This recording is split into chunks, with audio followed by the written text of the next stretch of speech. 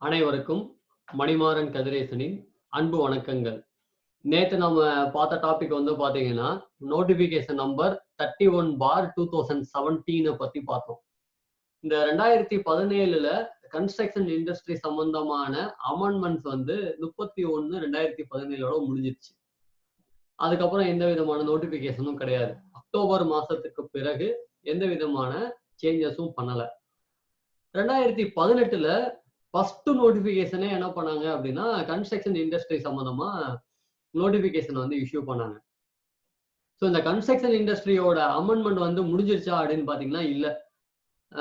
ஆரம்பிச்ச ஜூலை 2017ல இருந்து 11, 20, 24, 31 அதாவது 11, 20, 24 அண்ட் 31 இதுக்கப்புறமா வந்து உடனே 2018 வந்த உடனேயே நோட்டிபிகேஷன் நம்பர் 1/2018 அப்படிங்கிறது கொண்டு வந்தாங்க.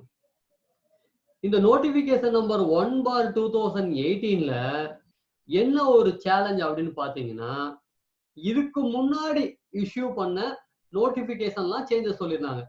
அதாவது 20ல சொன்ன, 24ல சொன்ன, 31ல சொன்ன சில அந்த நோட்டிபிகேஷன்ல இருக்கிறதுல சில விஷயங்களை வந்து இந்த 1/2018ல கிட்டத்தட்ட அதாவது என்ன பண்ணுவாங்கன்னா, ஒரு நோட்டிபிகேஷன் இஷ்யூ பண்ணும்போது அது தவறுதலா இருந்துச்சு அப்படின்னா அதுக்கு வந்து கோரிங்டம் அப்படின்னு ஒண்ணு இஷ்யூ பண்ணுவாங்க. அதாவது அதை ரெக்டிஃபை பண்றதுக்காண்டி புதுசா ஒரு நோட்டிபிகேஷன் இஷ்யூ பண்ணுவாங்க. அப்பவே ஐடென்டிஃபை பண்ணிட்டாங்கன்னா. பட் இது 2017ல வந்து பண்ணல. 2018ல அதை ஐடென்டிஃபை பண்ணி என்ன பண்ணிட்டாங்கன்னா, புதுசாவே ஒரு நோட்டிபிகேஷன்ல எங்கெங்கெல்லாம் சேஞ்சஸ் வேணுமோ அங்கங்கெல்லாம் அவங்க என்ன பண்ணிட்டாங்கன்னா, இந்த 1/2018ல போட்டு விட்டாங்க. ஸோ அப்படி நம்ம பார்க்க போறதான் இப்ப நம்ம notification number 1/2018 related to construction industry. வாங்க நம்ம அந்த நோட்டிபிகேஷனை பார்க்கலாம்.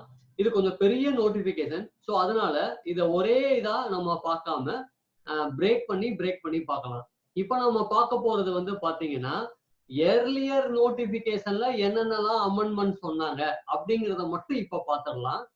ஏன்னா அது ஈஸி. ஏன்னா ஆல்ரெடி நம்ம அந்த எர்லியர் நோட்டிபிகேஷன்ல என்ன சேஞ்சஸ் இருக்குங்கிறத இப்ப நம்ம அதை மாத்திக்கலாம். ஃபர்தரா 31லயும் நியூ சர்வீசஸ் வந்து ஆட் பண்ணிருக்காங்க. அதை நம்ம வந்து நெக்ஸ்ட் கிளாஸ்ல பார்க்கலாம். ஒரே நிமிஷம்.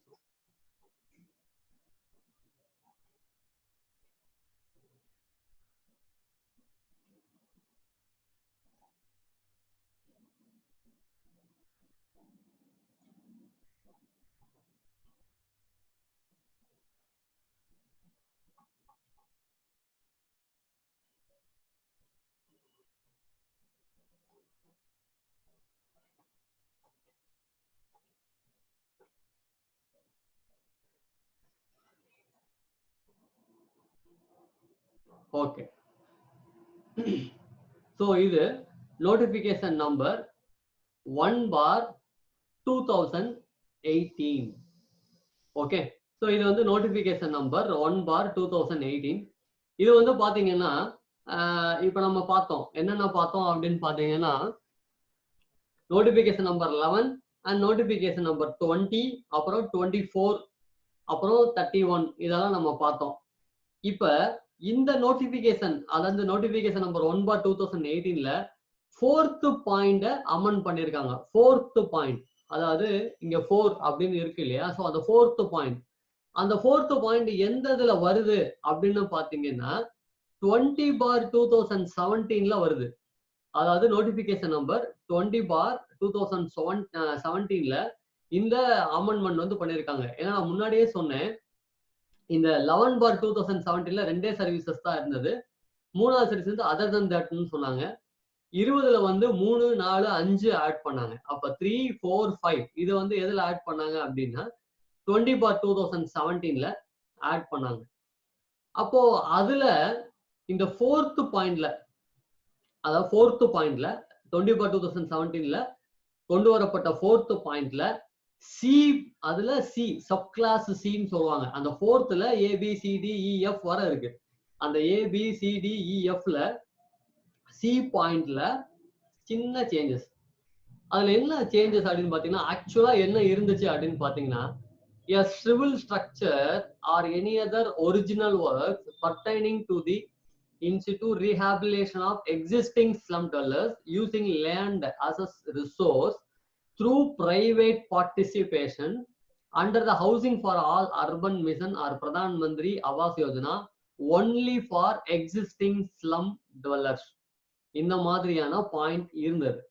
இதை எப்படி மாடிஃபை பண்ணியிருக்காங்க அப்படின்னு பாத்தீங்கன்னா, இங்க ரீஹாபிலேஷன் அப்படிங்கிறத ரிமூவ் பண்ணிட்டு ரீடெவலப்மெண்ட் அப்படின்னு மாத்திருக்காங்க. ரீஹாபிலேஷன்னா என்ன அர்த்தம்? இருக்கிறத அப்படியே மாத்துறது. ரீடெவலப்மெண்ட்னா இருக்கிற அடிப்படை வசதிகளை வந்து நிறைய புது விதமா இல்ல அவங்களுக்கு தேவையான விதமா மாத்துறது. ஸோ இங்க ரீஹாபிலேஷன் அப்படிங்கிற வேர்டு சரியா சூட் ஆகாததுனால they changed redevelopment. அப்ப இந்த ரீஹாபிலேஷன்ங்கிறத ரிமூவ் பண்ணிட்டு ரீடெவலப்மெண்ட்ங்கிறத என்ன பண்ணாங்கன்னா ஆட் பண்ணாங்க. அது மட்டும் இல்லாம ரிமூவ்டு பிரைவேட் பார்ட்டிசிபேஷன்.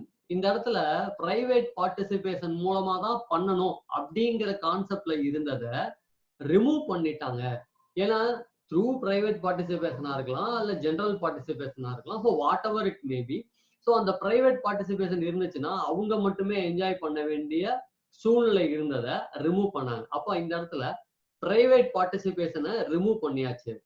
அது மட்டும் பண்ணாம only for existing slum developers அப்படிங்கறதையும் ரிமூவ் பண்ணாங்க.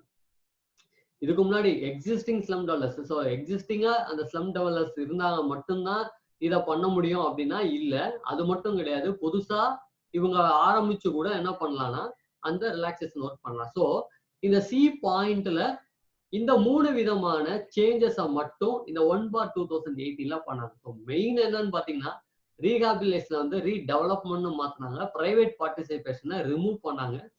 And not only that only for existing slum developers அப்படிங்கறத ரிமூவ் பண்ணிட்டாங்க. So straight away using land as a source, அவ்வளவுதான். ஸோ இந்த மாதிரி என்ன பண்ணாங்கன்னா இந்த 20/2017 சொல்லப்பட்ட அந்த 4th பாயிண்ட்ல they changed this kind of things. Okay, அதுக்கப்புறமா பாத்தீங்கன்னா 5th பாயிண்ட். 5th எதுல வருது? 20/2017 சொல்லப்பட்டாச்சு.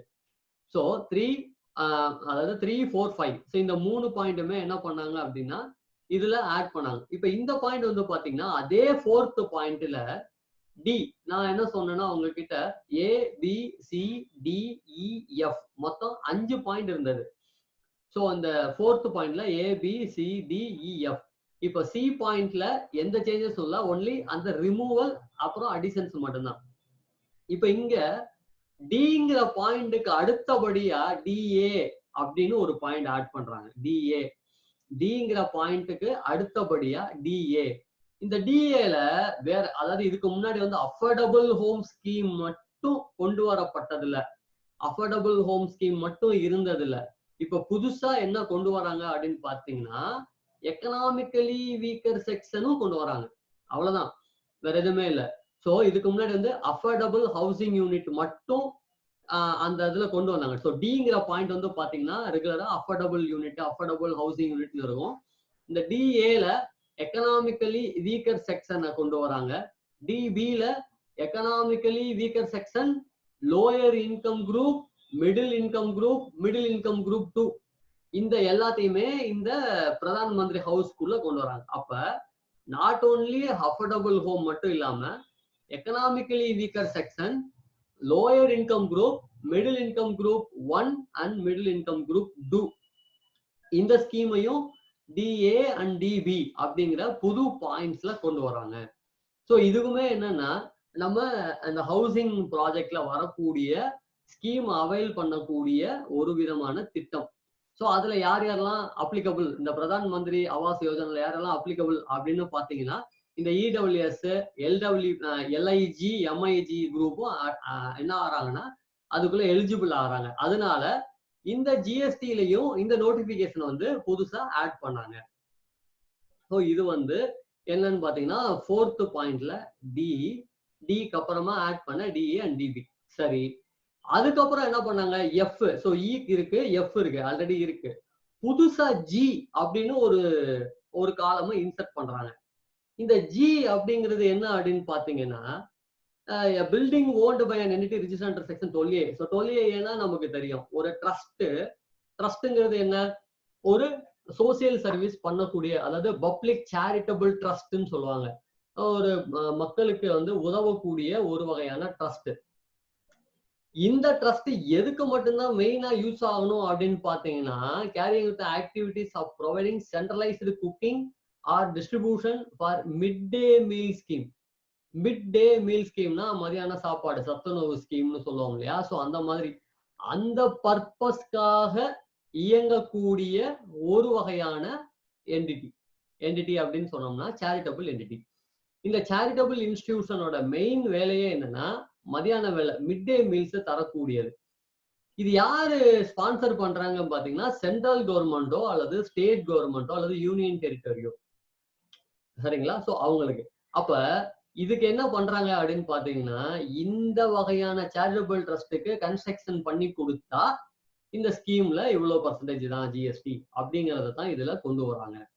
ஸோ நான் முன்னாடி சொன்ன மாதிரி 11ல வெறும் 2 தான் இருந்தது. இப்ப நம்ம பாக்குறது வந்து பாத்தீங்கன்னா கிட்டத்தட்ட 20ல 3, 4, 5 அப்படிங்கறத ஆட் பண்ணாங்க. இதுல 4ல நம்ம சில என்ன மாத்துனாங்கிறத நம்ம பார்த்தோம். டிக்கு அப்புறமா டிஏலையும் டிபிலையும் என்ன ஆட் பண்ணாங்கிறது இப்ப நம்ம பார்த்தோம். ஜில என்ன புதுசா ஆட் பண்ணிருக்காங்கிறதையும் இப்ப நம்ம பார்த்தோம். இதுக்கும் நோட்டிபிகேஷன் நம்பர் 1/2018 தான். சரி, இதுதான் பண்ணாங்களா அப்படின்னா இல்ல. அதுக்கப்புறம் ஃபிஃப்த் பாயிண்ட் இதுவும் எதுல இருக்கு, 20/2017ல இருக்கு. இந்த ஃபிஃப்த் பாயிண்ட்ல ஒரே ஒரு சின்ன மாற்றம் தான். Railways excluding mono rail and metro ரயில் அப்படின்னு இருந்தது. ஸோ அப்ப எக்ஸ்க்ளூடிங்கிற வேர்டை ரிமூவ் பண்ணிட்டு இன்க்ளூடிங். அப்ப ரயில்வேஸ்ல including mono rail and metro rail என்ன பண்ணாங்க, இந்த வகையான கன்ஸ்ட்ரக்ஷனுக்கு. அப்ப இவங்களுக்கும் என்ன இருந்தது, 12% ஸ்கீம் கொண்டு வரப்பட்டது. இதுக்கு முன்னாடி எப்படி இருந்தது, ரயில்வேஸ்னா ஒன்லி ரயில்வே மட்டும்தான், மோனோ ரயிலுக்கோ மெட்ரோ ரயிலுக்கோ கன்ஸ்ட்ரக்ஷன் பண்ணாங்கன்னா 18% கேட்டகரியில போச்சு. அப்ப அந்த தவிர்க்கிறதுக்காக ரயில்வேஸ்ல எக்ஸ்க்ளூடிங்கிற வேர்டை ரிமூவ் பண்ணிட்டு இன்க்ளூடிங்கிற வேர்டை வந்து கொண்டு வந்தாங்க. அதனால இந்த ரயில்வே ஸ்கீமும் 12% ரேட்டுக்குள்ள கொண்டு வரப்பட்டது. ஸோ இதை பொறுத்த வரைக்கும் என்னென்ன இந்த நோட்டிபிகேஷன் 1/2018 வந்து ஓல்டு, அதாவது பழைய நோட்டிபிகேஷன் நம்பர் 20/2017ல என்னென்ன அமெண்ட்மெண்ட்லாம் அப்படின்னு பாத்தீங்கன்னா இதுதான். பாயிண்ட் சில வந்து ரீஹாபிலேஷன் அதை ரிமூவ் பண்ணிட்டு ரீடெவலப்மெண்ட். அண்ட் பாயிண்ட் டிக்கு அப்புறமா டிஏ அண்ட் டிபி.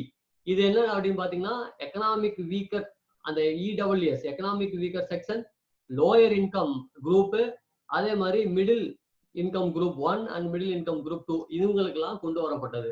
அப்புறம் இந்த சத்துணவு திட்டம், அதாவது மிட் டே மீல் ஸ்கீமுக்காக கன்ஸ்ட்ரக்ஷன் பண்ணி கொடுக்குற ஒரு சேரிட்டபிள் ட்ரஸ்ட்டுக்கும் இந்த 12% ரேட்டுக்குள்ள வர ஆரம்பிச்சாங்க. ஓகே. ஸோ இதுக்கப்புறமா வந்து பாத்தீங்கன்னா புது ஸ்கீம், அதாவது புதுசா சர்வீசஸ் வந்து கொண்டு வரப்பட்ட ஸ்கீமை பத்தி நம்ம நெக்ஸ்ட் கிளாஸ்ல பார்க்கலாம். ஸோ இப்போ வர உங்களுக்கு அது கிளியரா இருந்திருக்கும்னு நான் நினைக்கிறேன். இந்த நோட்டிபிகேஷன் நம்பர் 2018ல 2017ல கொண்டு வரப்பட்ட நோட்டிபிகேஷன்ல என்னென்னலாம் சேஞ்சஸ் இந்த 1/2018ல பண்ணாங்கிறத பத்தி தான் இன்னைக்கு நம்ம பார்த்தோம். ஸோ மீண்டும் நாளை உங்களை சந்திப்பதில் மிக்க மகிழ்ச்சி அடைகிறேன். மீண்டும் சந்திப்போம். நன்றி, வணக்கம்.